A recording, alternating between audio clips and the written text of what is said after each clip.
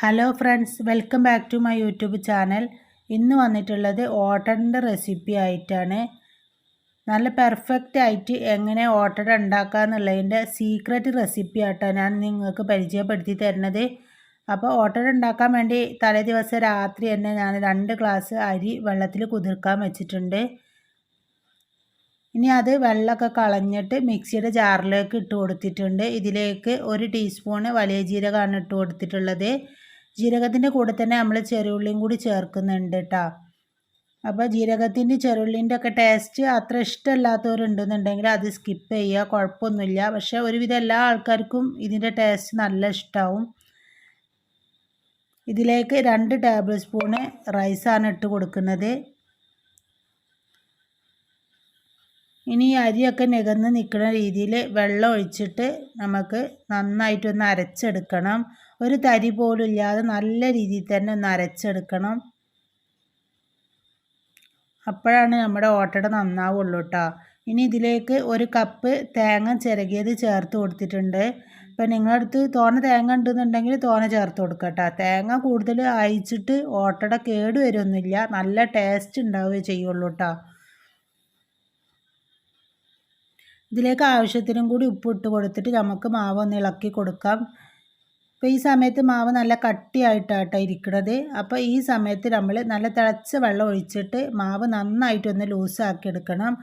അപ്പോൾ ഞാനൊരു സീക്രട്ട് പറഞ്ഞു തരാമെന്ന് പറഞ്ഞില്ല, ഓട്ടട നന്നാവാനുള്ള അതിൻ്റെ ഒരു സീക്രട്ടാട്ടോ ഇത്. അപ്പോൾ ഈ തിളച്ച വെള്ളം ഉണ്ടല്ലോ, ആ തിളച്ച വെള്ളം അതിലേക്ക് ഒഴിച്ചിട്ട് ഒഴിച്ച പാടനെ നമ്മൾ കയ്യിൽ കൊണ്ട് നന്നായിട്ടൊന്ന് ഇളക്കി കൊടുക്കണം, അല്ലെങ്കിൽ മാവ് കട്ട പിടിക്കും കേട്ടോ. പിന്നെ അതുപോലെ തന്നെ നമ്മുടെ ഓട്ടട നല്ല സോഫ്റ്റായി കിട്ടാൻ വേണ്ടിയിട്ട് 1 ടേബിൾ സ്പൂൺ വെളിച്ചെണ്ണയും കൂടി ഒഴിച്ച് കൊടുത്തിട്ടുണ്ട്. അപ്പോൾ ഇത് രണ്ടും ചെയ്തിട്ടുണ്ടെങ്കിൽ നമ്മുടെ ഓട്ടട നല്ല രീതിയിൽ തന്നെ നമുക്ക് ചുട്ടെടുക്കാൻ പറ്റും. ഇനി നമ്മൾ വേണമെന്നുണ്ടെങ്കിൽ ഒരു 10 മിനിറ്റ് റെസ്റ്റ് ചെയ്യാൻ വെക്കാം. റെസ്റ്റ് ചെയ്യാൻ വെച്ചില്ലാച്ചിട്ട് കുഴപ്പമൊന്നുമില്ല. ആ സമയത്ത് തന്നെ നമുക്ക് ചട്ടിയൊക്കെ അടുപ്പിൽ വെച്ചിട്ടോ അല്ലെങ്കിൽ ഗ്യാസുമ്മ വെച്ചിട്ടോ ചൂടാക്കിയിട്ട് നന്നായിട്ട് ചൂടായി വന്നതിന് ശേഷം നമുക്ക് മാവ് ഒഴിച്ചു കൊടുക്കണം.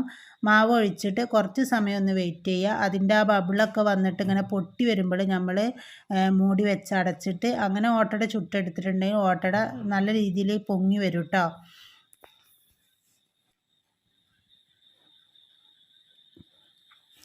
അധികം ആൾക്കാർക്കും ഓട്ടട എന്ന് പറയുമ്പോൾ അത്രയ്ക്ക് അങ്ങോട്ട് ഇഷ്ടമാവില്ല.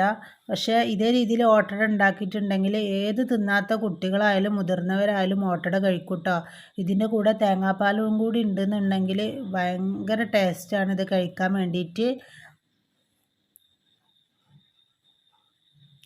അപ്പോൾ ആ ചൂട് കൊടുക്കണേ നമ്മൾ ചട്ടിയിൽ നിന്ന് എടുത്ത പാടന്നെ തേങ്ങാപ്പാലും കുറച്ച് പഞ്ചസാരയൊക്കെ ഇട്ടിട്ട് ഇങ്ങോട്ട് കഴിച്ചാൽ പിന്നെ നമ്മൾ പൊറോട്ട ഒന്നും അല്ല കേട്ടോ. ഈ ഓട്ടടൻ്റെ മുന്നിൽ നല്ല ടേസ്റ്റാണ് കഴിക്കാൻ വേണ്ടിയിട്ട്. അപ്പോൾ ഒരുവിധം എല്ലാ കുട്ടികൾക്കും പൊറോട്ട അങ്ങനത്തെ ഒക്കെ ആവുമല്ലോ ഇഷ്ടം. അപ്പോൾ അവർക്കൊക്കെ ഈ ഓട്ടട ഒന്ന് ഉണ്ടാക്കി കൊടുത്തു നോക്കണം കേട്ടോ. പിന്നെ എന്നും ഇതന്നെ ഉണ്ടാക്കേണ്ടി വരും നിങ്ങൾ വീട്ടിൽ, അത്രയ്ക്ക് ടേസ്റ്റാണ് ഇത് കഴിക്കാൻ വേണ്ടിയിട്ട്.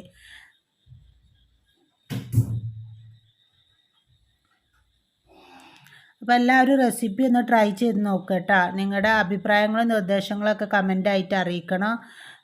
നിങ്ങൾക്ക് പുതിയതായിട്ട് എന്തെങ്കിലും റെസിപ്പി വീഡിയോസ് വേണമെന്നുണ്ടെങ്കിൽ പറഞ്ഞാൽ മതി. എന്നെക്കൊണ്ട് പറ്റണമെന്നുണ്ടെങ്കിൽ ഞാനത് ചെയ്ത് കാണിച്ച് തരണ്ട്. അതുപോലെ വീഡിയോ ഇഷ്ടപ്പെട്ടാൽ ലൈക്ക് ചെയ്യാനും ഷെയർ ചെയ്യാനും ഒന്നും മറക്കരുത്. സബ്സ്ക്രൈബ് ചെയ്യാതെ കാണുന്ന കൂട്ടുകാരുണ്ടെന്നുണ്ടെങ്കിൽ ഒന്ന് സബ്സ്ക്രൈബ് ചെയ്ത് സപ്പോർട്ട് ചെയ്തേക്കട്ടോ. കൂടാതെ ബെല്ലൈക്കണം കൂടെ ഒന്ന് അമർത്തിക്കാളിട്ട, അപ്പോഴല്ലേ ഞാനിടുന്ന പുതിയ വീഡിയോസിൻ്റെ ഒക്കെ നോട്ടിഫിക്കേഷൻ നിങ്ങൾക്ക് വേഗം തന്നെ കിട്ടുള്ളൂ. അപ്പോൾ ഇനി നല്ലൊരു വീഡിയോസുമായിട്ട് നമുക്ക് വീണ്ടും കാണാം.